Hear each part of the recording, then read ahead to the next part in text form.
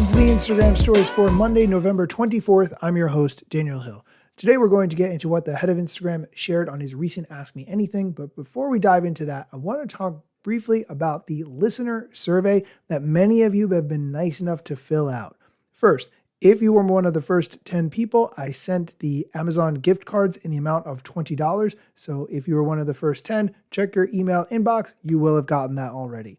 Second, thank you for filling that out. There is a wealth of information for me to dig through here. And maybe each episode or two, I'll highlight some of the things that I have learned as a result of this listener feedback survey. And one of the key ones that I want to talk about is the video version of this show that I've wanted to do, but recognize will take so much of my time and energy. And by and large, most of you are actually not interested in that. Many of you prefer this audio only content. Some listeners did say that they might watch a short video here or there, but probably not for the most part, which makes me think that I need to reconsider what exactly my goals are, and maybe audio is good enough in 2025. All right, let's move on. We're going to get into the questions and answers from the head of Instagram, but one big announcement that came from the Instagram team last week is that you can now post longer reels up to 20 minutes long. Now, I know what you're thinking. Why would you post a 20-minute reel? Well, first, here's the clip from the Instagram team. It's only just a few seconds. It's part of a carousel with a bunch of updates to the Instagram camera, which I will link to in the show notes. The biggest one is the 20-minute reels. Here's the tiny clip, and then I'll play the head of Instagram talking about this longer reel. Creative freedom expanded. Reels just got 20 minutes long. Okay, I'm going to stop the clip there because the rest of it is a video demonstrating how you can make a reel that is 1,200 seconds long. Someone posed the question to Adam Mosseri on his Ask Me Anything. You can post 20-minute reels now? And the answer is yes, but it might not be as great as you might think. Here's Adam's answer. We're still very focused on short form video, and so reels can only be 3 minutes long. But if you go through the post flow, you can actually get a video that is longer. But generally speaking, if you want to be eligible for recommendations, if you want to do better in ranking, we recommend 3 minutes and less. All right, so the takeaway is just because you can make a longer reel doesn't mean that you necessarily should. And Instagram isn't going to recommend it if it's over 3 minutes long. Having said that, if you're telling a really long story and you want to use up all that time, have at it. You absolutely have the freedom in order to do that. To check out that entire post, use the link in the show notes to get there directly. All right, we are going to take a quick break for a word from our sponsors. But when we come back, the head of Instagram is going to answer questions like, does commenting on my own post help with reach? And do carousels do better than reels? And what's the purpose of trial reels, and do you recommend them? All of that and more. But first, here's a quick word from our sponsors. Welcome back. Let's start with all the reach-related questions. The first one, does commenting on my own post help with reach? No, it most certainly does not. No, commenting on your posts does not help you get more reach, but I do recommend that you reply to other people who comment on your posts, because they often love it. They get a real big kick out of it, and they're more likely to engage with your stuff in the future, which then might end up helping you with your reach. All right, let's go on to the next question. Do carousels do better than reels? The answer to that is it depends. People do like both, but people do spend a lot of time watching reels. Here's Adam's answer. It depends on your audience. Some people find more luck with reels. Other people will find more luck with carousels. Sometimes carousels can help you tell a story in a more engaging way, but sometimes video is just a better format. So I would experiment and see what works for you and your audience. Okay, moving on to the next question. Does the time you post make a difference? Well, the answer to that is yes, but not really that much. However, you do want to post when your audience is online or when they will soon be online. It doesn't make sense to post in the middle of the night if your followers are not online at that time. Here's Adam's answer to the question about whether or not the time you post makes a difference. It can, but mostly it's on the margin. It won't make that big a difference. If you want to really try and optimize, go to your insights and you can actually see what time your followers use Instagram. And it's good to post right before you start to see a peak or a growing number of followers online. That way your post is eligible as soon as they show up. But really, this is on the edges. I would encourage most people just not to worry about it. I would say if you're up in the middle of the night and you want to make a post, but your followers aren't online at that time, just schedule the post for a few hours from now. That's all you have to do. Schedule the post and then it will be live on Instagram at the time you've selected. Okay, let's move on to the next reach related question. What is the purpose of trial reels and do you recommend to help grow reach? The purpose of trial reels is to have content shown to people who don't follow you and see how it performs. And then you can use that data to adjust your content accordingly. Here's Adam's answer to the question. Trial reels are not for everybody. I personally don't actually use them, but they are useful, particularly if you're interested in experimenting and you don't want to bother your followers with every idea you want to try. So for some people, it just depressurizes the experience. They can post reels and their followers won't see them and it won't show up on their profile unless they decide to upgrade that reel later. And then if something is doing really well, or they feel really good about it, they can always upgrade it and it'll go to their followers and it'll be on their profile. But otherwise, no harm, no foul. A way to make things a little bit less pressurized for people who want to just try things out. Okay, let's move on to the next reach question, which is an interesting layered question. It's about captions. There are a couple of different ways that you can make captions, but you might choose to manually add them to a video using a tool like TikTok or Instagram's edits tool or something else.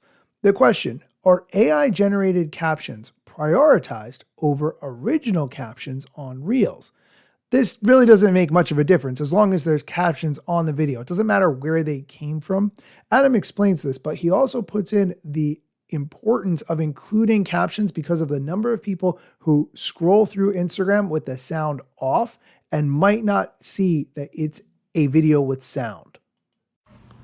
I'm not sure exactly what this means, but if you're asking if adding captions to your post with AI means you're going to get more distribution than if you just manually add the captions yourself, no. But generally speaking, I do recommend adding captions because it'll help people read the video or know that there's actually some audio there, because half the time people are scrolling feed, they have the sound off. Now, once they click on a video, whatever it is, 90-ish% of the time sound is on.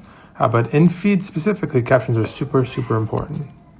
Okay, we're going to take a quick break. When we come back, we're going to talk about some changes to the Edits app and how to get your chronological feed back, along with customizing your Instagram algorithm. Stick around.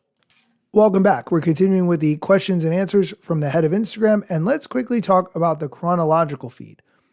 Back in the day, we used to have a chronological feed, and then Instagram switched to an algorithmic generated feed, and things changed drastically, but we kind of got used to it over time. However, if you want your chronological feed back, it's still an option. You can do that. Adam's going to say one way to get it back, and then I'm going to add in another layer by way of suggestion. If you want to get to a chronological feed, sorry, a little sleepy today, that has no recommendations, so no content from accounts you do not follow, you can tap on the Instagram logo at the top of the app, and there's a following feed right there, which is just accounts you follow and in chronological order. Okay, that's the best way. Alternatively, another idea is when you see a recommended post in your feed from an account you don't follow, click on the three dots in the top corner, and if you go into the options, you can turn off recommended posts. You might choose that you don't want to see recommended posts, and I certainly do not, so I can relate. However, you have to re-enable this setting to not see recommended posts every 30 days, which is a bit frustrating, but better than nothing. If you don't want to see content from accounts you don't follow in your feed, that is another way to do it. Of course, you can choose the chronological feed the way Adam just mentioned. The next question has to do with the algorithmic customization options that Instagram has been talking about lately, but haven't really rolled out widely. At least I don't have them yet. The question, when will we be able to customize our algorithm? So we're working on this. We're starting with Reels, and we'll hopefully expand to Explore and even to main feed over time. Don't have a launch date yet, but hoping it's quite soon. I just think you should be able to see your algorithm, or at least a high-level overview of what we think you're interested in, and then make adjustments. Because it's in even our interest at Instagram to make sure that you are having an experience that you love and enjoy. So we're working on it. More to come soon. It's a good reminder of why it's a bit frustrating sometimes when Instagram announces new features that don't actually roll out widely for quite a while. You're waiting for it because you want to use it and it's just not available. And you almost think to yourself, hey, why don't you wait to tell everyone until we all have access? That's one thing. The next question has to do with the Edits app and a feature that I actually am not very familiar with. If you create content inside the Edits app, it summarizes all the comments that people have left on that piece of content that you made, so you can get a sense quickly of what your followers or commenters think about that piece of content from a high level. The question, can you bring comment summary to Instagram from Edits? This is a good idea. Here's Adam's answer. That's actually a good idea. If you haven't checked out Edits in your content creator, I encourage you to try it out. It's not just for editing videos, but also for keeping track of your ideas, finding inspiration, and seeing how your videos do.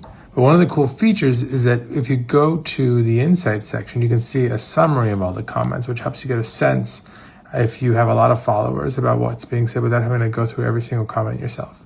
All right, and the last question we're going to talk about today has to do with the legal victory that Meta gained last week against the FTC after a federal judge ruled that it did not monopolize the social media market.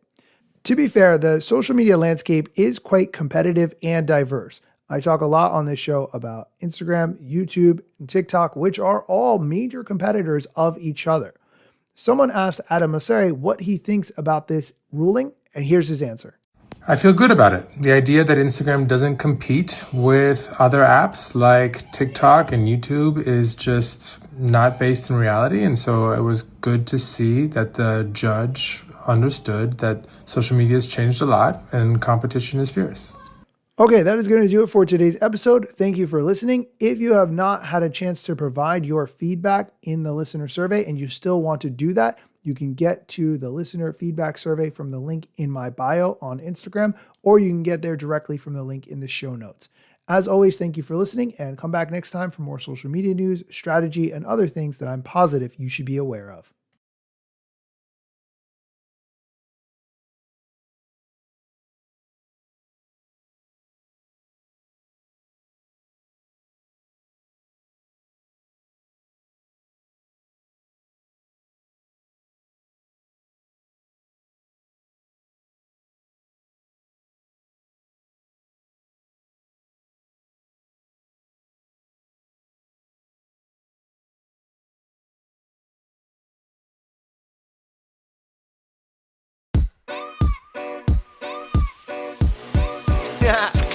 Let's get it.